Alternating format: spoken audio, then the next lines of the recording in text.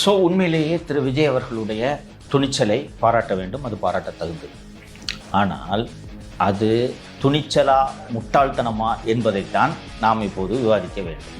பல முறை நான் நிகழ்ச்சியில் சொல்லியிருக்கேன், இது உலகறிந்த உண்மை. எவ்வளோ பெரிய சக்தியாலையும் இரு முனைகளிடம் சண்டையிட முடியாது. No power on earth can fight two friends. நான் ஏற்கனவே இந்தியாவோட உதாரணத்தையே சொன்னேன். ஒரே நேரத்தில் பங்களாதேஷ் கூடயும் பாகிஸ்தான் கூடயும் சீனா கூடயும் சண்டை போட முடியுமா நம்மளால? அப்படி இருக்கும்போது நான் சண்டை போடுறேன்ட்டு ஒருத்தர் சொல்கிறேன். கேட்டா ஜெயிக்கணும்னு நினைக்கிறவங்க இந்த வேலையை செய்ய மாட்டாங்க.